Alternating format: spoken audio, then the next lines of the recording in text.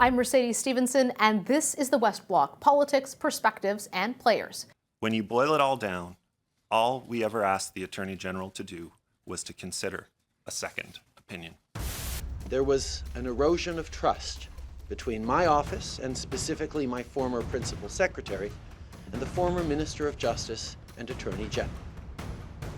I was not aware of that erosion of trust. As Prime Minister and leader of the federal ministry, I should have been. 2 weeks ago, after Ms. Wilson-Raybould's detailed and compelling testimony to the Justice Committee, I called on Justin Trudeau to resign. I stand by that call today. A Prime Minister who can't manage his own office, let alone the affairs of a great nation. There's a company that reached out directly to the Prime Minister's office to get laws changed, criminal laws changed, so that they would be off the hook and off of criminal responsibility. All of this cuts to the core of what democracy should not be. Last week, Canadians heard from Gerald Butts, the former Principal Secretary to the Prime Minister. And the next day, Justin Trudeau held a press conference. Not to apologize, but to acknowledge lessons learned in the SNC-Lavalin affair. So how has the Prime Minister, his office, and the opposition managed the political crisis in the weeks since then? Joining me now from Toronto to discuss this is Mike Van Soelen. He's worked for the Conservatives, both federally and provincially, and now he's a strategist for Navigator Ltd, a consulting company based in Toronto. And you often hear Navigator's name when there's a crisis. So I'm curious to know, Mike, would you take a look at how the Prime Minister has handled this and his office? What grade would you give them? Look, it has been a very bad 4 weeks. The fact that we're still talking about it now says the Prime Minister, the Liberal government, hasn't done very well.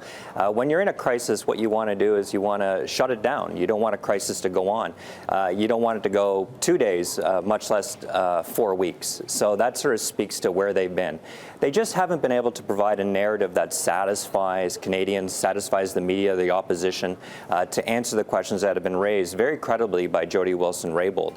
So they find themselves in a difficult situation. And the answers have been lacking, I suppose, has been judged by Canadians. And as well, the efforts to change the channel, to do a pharmacare announcement, to speak about space, haven't been enough to be game changers to move this crisis to the rearview mirror. Well, and last week, a lot of people thought maybe this is the moment, maybe they're going to turn the ship when the Prime Minister appeared in front of a room full of journalists to give a press conference. We were told he might sound contrite.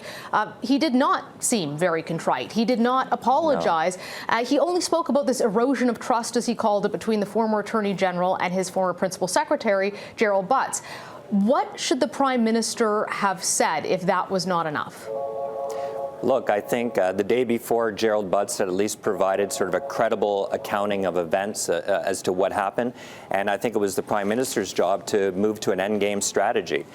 He should have, there's a couple of things he could have done. He should have said, I think he needed an action plan. He needed to sort of drive home that this crisis, it was time to change the page. So separating the roles of Attorney General and Justice Minister, perhaps having the current Attorney General, Mr. Lametti, say that they were no longer going to pursue a prosecution, a deferred prosecution agreement.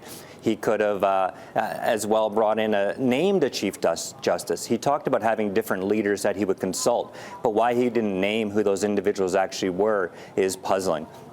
And that, frankly, he could have been contrite about some of the mistakes that had been made. And we didn't hear that from the Prime Minister on the day. So really, he went back to the same story they've been telling all along, which hadn't worked for 4 weeks. So it's hard to understand why they thought it would work on this morning. Do you think that he has to say the words, "I'm sorry," or "I apologize," or does he have to fire senior people to make this go away? I think he almost has to do all of it. I think he should let the Clerk of the Privy Council go, whose performance has been panned, I think, by everybody who's watched it. He needs to be contrite because clearly the country has been thrown into a bit of chaos for the last 4 weeks as a result of this, and some pretty big issues, questions of rule of law, the meting out of justice, the separation between the political and the judicial spheres of government. I think he needed to present an action plan to show that he's taking it seriously, that he's contrite, recognizes mistakes where they've been made, and then ask Canadians if they're ready to move on from this matter. How do you think the opposition has done on this? I mean, Andrew Scheer came out and he called for a police investigation, but then he went all the way towards saying the Prime Minister should resign. Did he jump the shark there a bit in going with the resignation that soon? There was risk that he did get over his skis and asking for the resignation as early as he did. But the truth is that the government needed to shut down the crisis. If the next day the government had tied a nice bow on it, presented a narrative that made sense, and Canadians were ready to move on, then I think Andrew Scheer would have looked like he'd gotten ahead of himself in calling for the resignation so early. But given he asked for the resignation almost 2 weeks ago, the crisis continues. I think it looks like a good move by Andrew Scheer.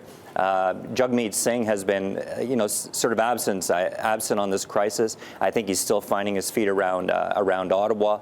Some of his committee members have done a pretty good job of prosecuting the different people who've come to committee. But really, it's been Andrew Scheer and Lisa Raitt and Pierre Poilievre who've also, I think, sort of been the leaders in prosecuting the government on this file.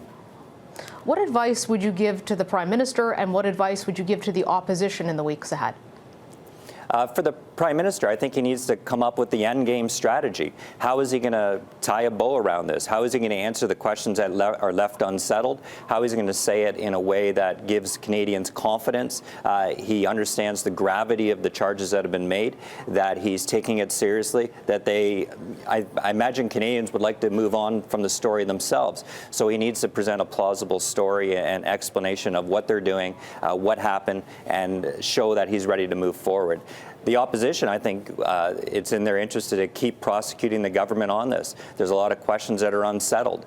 There's a real demand now for Jody-Wilson Raybould to come back because Jerry Butts got into parts of the timeline that she hasn't been able to speak to. So I expect the opposition will continue to prosecute the government on this matter. And as long as they can keep this story alive, that's exactly what they will do. Mike, in terms of political scandals, we've gotten used to what we're seeing south of the border. Donald Trump, it seems to be one after the other. Canadians weren't used to seeing it up here, and now you have this big scandal that's making international headlines. How do you think what we're seeing here resonates with Canadians after what they've seen, for example, Theresa May go through, Angela Merkel, or Donald Trump south of the border? Yeah, look, the truth is the Trudeau government had such a long honeymoon. In many ways, their first 3 years were some of the easiest and most popular that we've seen in recent history. So for the government and Canadians now to have a government that's in crisis is almost foreign to us. At least it's not part of recent memory. Of course, in the United States, there's been crisis. I mean, since Donald Trump was nominated to be the Republican candidate, ultimately won election, became president, crisis has surrounded that administration. It almost seems that Donald Trump himself relishes it. I think Canadians have thought of themselves as a little bit better. We like our style of government, the Westminster system. We're not interested in having crisis ongoing 24/7 the way we see it in the United States. So this is new, and I think in many respects Canadians would be happy to move on from the crisis we're in. And that's where if the Prime Minister could present a credible answer as to what's gone on, I think Canadians in many respects would be happy to move on from what's going from this scandal. But the Prime Minister as yet hasn't been able to present an endgame strategy to get out of it. So yeah, those comparisons about what's going on in the United States, I understand, and we find ourselves very much in the same situation that the President is there. Questions of justice, questions about government, questions about separation of the different spheres. So there are parallels to be drawn for sure. But, you never hear President Trump apologize. So has his lesson to other politicians like Justin Trudeau been just drown it out, keep going, keep making news, ignore it, never say you're sorry because that's a sign of weakness? Well, I think that works for Donald Trump because that's been his brand all along. He's a brash populist.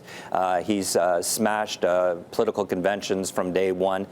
I'm not sure that Justin Trudeau could adopt that style. I don't think it, I think for the president, it's authentic. That is who he is. For the Prime Minister to sort of move into that sphere, into that personality type, I don't think could possibly come across as authentic. So that's why that tactic isn't going to work for him. the truth is Donald Trump has survived probably 25 scandals that would have taken, any one of those would have taken down previous presidents. So his ability to kind of be the Teflon Don of presidents is quite remarkable. One of the arguments that I've seen out there a lot is, if you look at the International Corruption Index, Canada does very well. Canada is not a corrupt country. This is a one-off. It's just a debate. It's just an argument. You see a lot of Liberals who put that out there. The Conservatives criticize it and say it's not about being relative to other countries. But at the end of the day, when we're so surrounded all the time by international news, do you think that Canadians hold the Canadian government to a standard compared to other governments like Donald Trump, or do they hold them to a Canadian standard here at home? I think there's a Canadian sensibility that sort of guides what's happening in the domestic market. I think, there's a smugness to Canadians. I'm guilty of it at times, where we think we're a little better, where there's a little more decorum in how we conduct ourselves. So I don't think we're ready to apply the same rules to the Canadian government and our expectations of government that we imagine, I guess, exist in other jurisdictions. There's still a Presbyterian nature to this country, to how we govern, how we talk to each other, how the media interacts with government, I think as well. So we see ourselves as different. I believe we conduct ourselves differently, and we don't want to sort of go down that path of that brash American-style politics in Canada. Mike, thank you so much for joining us today. Great to be here, Mercedes. Thank you. For more politics from the West Block, please visit our website, thewestblock.ca, and be sure to follow us on Facebook, Instagram, and of course, Twitter. And don't forget to check out our podcast, too. That's available wherever you get your favorite podcasts. For the West Block, I'm Mercedes Stevenson.